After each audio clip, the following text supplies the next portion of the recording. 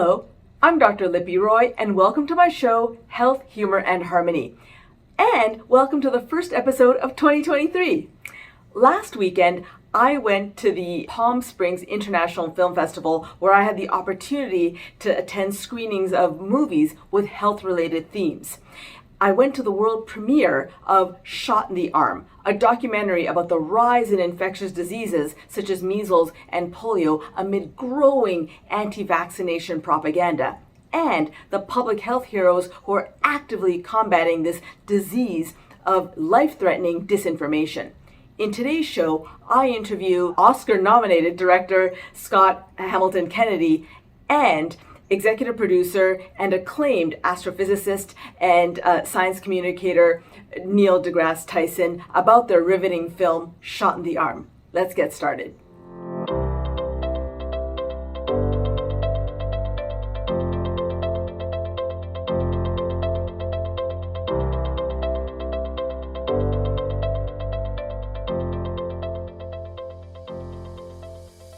Everyone, it's Dr. Lipi Roy, so welcome to my show, Health, Humor, and Harmony. I am with two extremely special guests here at the Palm Springs International Film Festival, where I attended the screening of this excellent documentary called Shot in the Arm. As all of you know, I've been talking about all things COVID-19 for the past 2-3 years. I'm with two extraordinary people who really made this film possible. One is filmmaker Scott Hamilton Kennedy, and the other one is executive producer and script consultant Neil deGrasse Tyson. Welcome, gentlemen. Thank you. Thanks for having us. Yeah. I don't know where to start, except that, first of all, this film was excellent. I say that not only as a huge fan of film, but also as a doctor and a public health advocate who's really been talking about all things science and medicine my entire life and career, but also especially during this pandemic. Look, we know that vaccines have been one of the most successful and impactful, really, interventions and inventions in human history. Right. Why is it that that there is so much apprehension and outright hostility when it comes to immunizing your children and yourselves? That's a great question, and let's distinguish between apprehension and outright. How did you put it? Hostility. Hostility. Yeah. So apprehension is completely reasonable on two fronts. One, skeptical is good, and cynical is bad. Right? Being skeptical of anything you put in your body is completely reasonable. The second part of that is that, as Paul Offit puts it in the movie, Dr. Paul Offit puts it in the movie, vaccines have been a victim of their own success. They've been so successful that so many of us have not seen, especially parents, have not seen the harm that those diseases used to cause. So they haven't seen people getting polio. They haven't seen A version of that is, Yeah, please. why are you using dandruff shampoo? You don't have dandruff. Right. Exactly. Yeah. Exactly. This is. Yeah. You're eating Cheetos. You're eating all. You don't know what you're putting in your body. It's another variant on this issue where something can be so successful, You don't people see take it. it for granted, That's and it's it. invisible to them. Yeah. That taking it for granted is a really important way of putting it.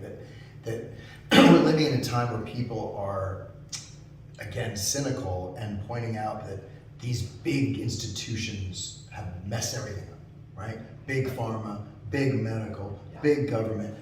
Sadly, of course, you can point to mistakes across all of those fronts. Yeah. But if you look underneath it and you look to the batting average of all those things, it's amazing, right? Yeah. The safety standards of the United States are exceptional. Yeah. The success of big pharma people, dare we say it, the success of the pharmaceutical industry for making our lives better than worse, if you look at over the trajectory, is extremely high. That doesn't mean that opioids is an enormous problem and an enormous failure to certain degrees within the industry, but people say, oh, that one thing happened, now I don't trust any of them. Right. And it's frustrating, and it's intellectually a little bit, I'll call it intellectually a little bit lazy to try and work with that broad of a brush. And that's such a great point. I mean, very few things in life are black or white, all or nothing. We live in a spectrum of gray. Yes. And so, Neil, one of my questions as a fellow scientist, really, you live in the world of data like I do, right? So, and God knows with this with SARS-CoV-2, the virus that causes COVID-19, we were literally learning something new every day about this virus. In the medical profession, we learned very early on that this is not your typical respiratory virus. So, Neil, if you can talk a little bit about, if you guys all remember at the beginning of the pandemic, there was some question about whether masks really work, and then people accused Fauci of lying, and it's not about lying, it's about learning the data, learning the science, and the fact that science evolves. Science in real time. In real time, and then to be able to communicate that, as someone like Professor Tyson does so well. Can you talk, Neil, about the science, the evolution of it, and in communicating that to the public, and why that's so important? What's of deeper importance than everything you said is that none of that is taught in school. If you were taught in school while you were learning your science, that science is a living, breathing enterprise, and that on the frontier, there could be a research result that may sound interesting, good or bad, but it's not real until there's verification of it. That is, it's intriguing, but don't realign your life until you have evidence that supports it. That's a Single study mistake. a single study problem. And so, however, when there's a public health dimension to this, you might not have the luxury of time to wait for multiple studies to verify. Exactly. Okay? And so this is a very normal, natural movement of science into the unknown. And no one has the training in kindergarten through 12. At no time are we learning that that's what science is and how and why it works. So you are exactly right. In the emergent information about this novel virus, there's a study here that says maybe masks are not as necessary as something else you might do, especially if there's a shortage of masks. Maybe you should do this instead of that. Keep a distance or not. And so here's an interesting question. I followed the advice wherever it went, even when it felt like it was a ping pong match, right?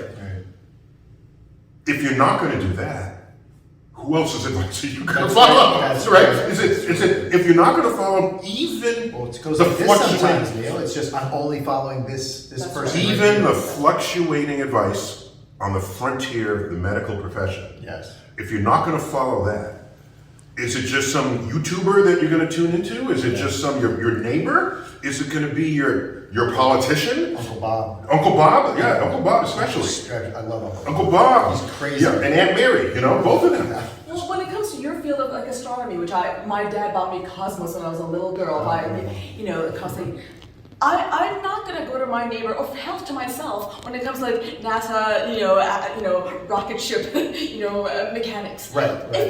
And to the most simplest example, if my sink breaks down, I'm not gonna call my dentist. Yes. Or my, or my dermatologist, or you. Yeah. I'm No, not definitely do not call me. Goddamn plumber. Right. I'm an expert in what he or she does. Yeah. So It's so strange that we're living in a time where people try to disrespect expertise. I love expertise. I love people that are smarter than me to help me get through these things. And the funny thing is, it's the same people that will diss certain experts. And again, they could have data to say that this expert screwed up, so that's why I don't trust them, right? It's a difference between skeptical and cynical. But they're also cherry picking when they want to not like an expert. That's right. So they'll get in the car, and there's 1,000 experts that made that car work and checked it for safety and all these things. They'll get on a plane, they'll do all these things, they'll take the different medicine, they'll eat food every day that has been checked, and the incredible systems we have to make sure our food is safe. But then they'll decide that I don't like those systems over here. And I hope that we can have just a gentle reminder of the fact that we are all benefiting from experts throughout the day, and it's okay to remind us that we're doing that. So then that's a great segue to my next question. That reminder, what's the best way to convey that reminder, i.e., what's the best way to combat vaccine hesitancy or misinformation? I think in all truth, I firmly believe that telling stories, this merger between science and professional storytellers, frankly, I'd like to think that people like Neil, astronomers like Neil, doctors like me are also storytellers. Absolutely. right? Absolutely. But you know, as a filmmaker, Scott, I believe this is an excellent way, obviously yes, through my show, but through your film, but what are some other, you think, effective ways at combating misinformation and specifically targeting vaccine hesitancy? The issue here is we have learned, just pedagogically, and he surely knows as a filmmaker, you don't convince people by beating them on the head. Yeah. Because they'll dig their heels more Yep. strongly into whatever is the posture they hold. What you need to do, and this is where the storytelling matters, and the personal lenses through which you are offered, to see people's journeys. And one of the strengths of the film is, and I would say this even though we're not associated, just to make that clear, is that it's highly empathetic Yeah. to those who don't quite know what to think and what to believe. Yes. And it explores what path gets you there. Yeah. And you realize that, well, maybe you're one of those people. And if you see yourself in the film, then the film reaches you in ways that almost no other medium can. Yeah. And so, yes, you can tell someone they're wrong, but that doesn't always work.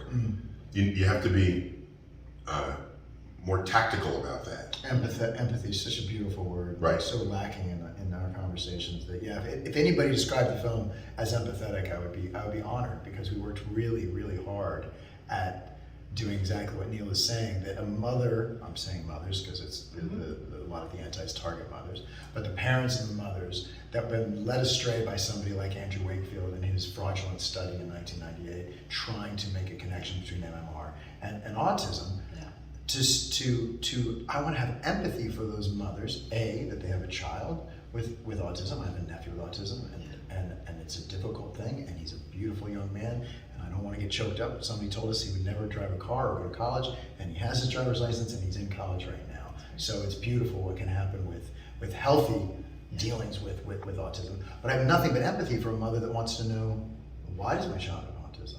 What can I do about autism? What I don't want is to have somebody manipulate them, take advantage of their vulnerability, and lead them astray, right? So I want to have empathy for that person, and I sadly don't have a lot of empathy for Dr. Wakefield. Well, ex-Dr. Wakefield, he's not a doctor. His license was revoked. His license was revoked. But I do not have empathy for somebody that is manipulating the truth and taking advantage of vulnerable people. To be honest, Scott, I'll go a step further. As a physician who works damn hard to educate and empower my patients, and I also now specialize in addiction medicine, and people with substance use disorders are so highly stigmatized. Only 10% of people with substance use disorders even get treatment. So you're right, the E word that Neil uses, well, empathy is everything. If you're able to put yourself in another person's shoes, not saying you understand, but say, hey, look, I can see where you're coming from. That's half the battle. It really is. I was going to use even more stronger language than you did, Scott. I have, as a physician who really I've devoted my career to the livelihood of my patients. I have active vitriol for people who are trained in medicine, it's medicine science, but particular medicine, who then go off like people like Wakefield have to really adversely affect the lives of the most vulnerable people. And by the way, studies show that it's actually mothers who make those decisions, immunization decisions. So my last question for both of you, this is one that I asked Dr. Hotez actually yesterday for the Forbes article, and I'll be asking Paul Offit, Dr. Offit soon. Both of whom are in the film. Both of whom are prominently featured in the film, and I've devoted their careers to vaccine science, and they are pediatricians. And by the way, they're not just doctors in the film. We learn about their childhoods. That's right. Yes. And it's like, oh my gosh, because it's easy to just think the doctor is the expert here, and they're just an expert. But oh my gosh, you see, they're tracking from childhood. And Dr. Hotez's relationship with his daughter, who is autistic. Right. It's like it puts it on the map for everyone watching the film. I kind of have to remind people sometimes that doctors are people too. Really? I know. Newsflash. Filmmakers the are headline right. Yeah. No, not you people. No, but You're too vain to be called people. Just all the burnout that people like me and my colleagues experienced during the pandemic. It was really difficult. But Why don't you do one tiny thing on the burnout?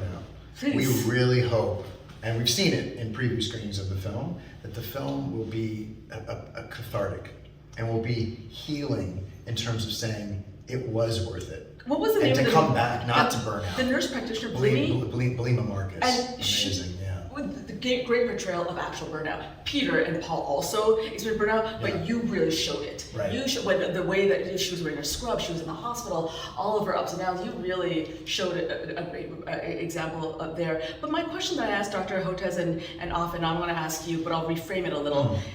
For them, I asked as longtime physicians and public health advocates, but as a very prolific filmmaker and a science communicator, what's been your greatest frustration with this whole story, and your greatest source of hope? I'll start with you, Scott.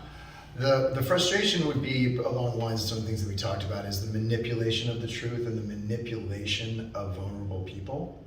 That is extremely frustrating. Another piece of the frustration would be around, I want to say intellectual laziness, but intellectual simplification of some of these conversations. Yeah. To try and, it's confirmation bias, to try and find an angle on the situation that supports your worldview, to say, oh, well, I want to find something bad with big government, big pharma, I can try and cherry pick that. So that's very frustrating. And again, I want to reset, because those same people are believing in science and believing in expertise all day long. Yeah. And then as a piece of hope is, we have to remember that by the percentages, we're living in a time of polarization and binaries, but it's mostly on the extremes, right? So for simplification purposes, the extremes of the left and the right, right? But those are not the majority by any stretch. Right. The majority respects expertise. The majority respected Dr. Fauci working in real time to try to give us the best information, and gave him the benefit, and other public health experts the benefit of the doubt. And to remind ourselves that it was worth it to have respect for that system, and to make decisions that were beyond the end of our nose, and say, I want to make decisions that's best for the entire community and the entire planet. And I hope that the film will be cathartic that way for all of us, because we all lived through this thing, and that it is worth it to defend science, it is worth it to defend democracy, it is worth it to defend verifiable truth. Yeah, absolutely. Couldn't say that better. Neil, I didn't do that. I don't know what I can add. Yeah. I'll just slip something in, but I can't. Yeah. That you wrap that and tie a bow on it. Oh, there you go. Yeah. So what frustrates me most as an educator is, first, when you're an educator, the idea that someone doesn't know something, that's the natural encounter an educator would have with a person. Yeah. You were there to educate. Yeah. So the concept of ignorance is not itself either a crime or something bad. Beautiful. It's just something you don't know. Right.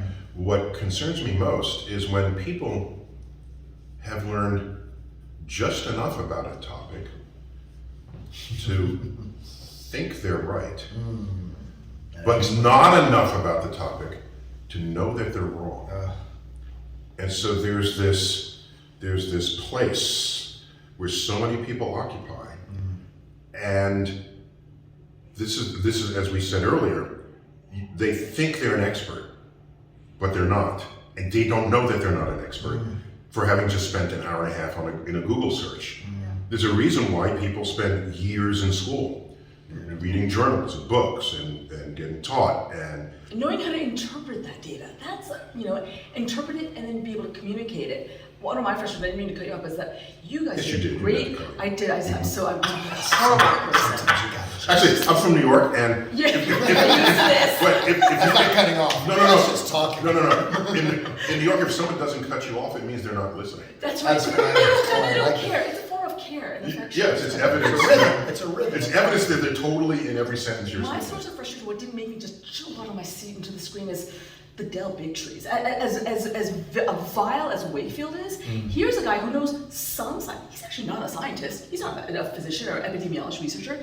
He knows enough, but he's also so goddamn media and tech savvy that that's how he really exploits. Sure. So that was my source of frustration. Sure. Yeah, so I think in the end, these extreme folks, we don't expect he would ever see this film, but that's not really who the film is targeting. Right. We're targeting the people who might be susceptible to people. Or that he's targeting. People that he's targeting. Exactly. You'd love that woman, that mother with the tattoo. I'm sorry, I forgot. Lynette, yes. I mean, wow. She's at least open to having these conversations. That's it. Listening. That's to me, it. that was a source of hope. She distinguished between Del Bigtree, who she found to be, in her words, a blowhard and vain, versus somebody like Dr. Offit that she had on her own podcast. And she said, I want to have an open conversation with this man. This man is empathetic and honest, and I want to talk to him. Yeah. As a doctor working on the front lines, I'm very glad that SARS-CoV-2 wasn't even more lethal than it was. I'm glad that we did have public health measures, mitigation measures early on. We also, not only, remember, vaccines came out more than a year later. We had other mitigation measures, because remember, during 1918 influenza, they didn't have flu vaccines, but they had other tried and true. They had masks and they had physical distancing. So we've known that distancing has been the tried and true measure for very severe infectious diseases, right? So, and in fact, studies show that the communities that practice the most stringent lockdowns, distancing, had the highest or lowest mortality and highest survival from 1918 influenza. So those are things that we knew. So, but because this was so politicized from the beginning, remember our then president held public gatherings and campaigns, bringing in thousands of people together. Those were all super spreader events. Many of those people died because it was pre-vaccine. So I just want to say that on this note of frustration, but also hope, that we need to tell more stories like this. We need to have more mergers of brilliant filmmakers, brilliant scientists, and science communicators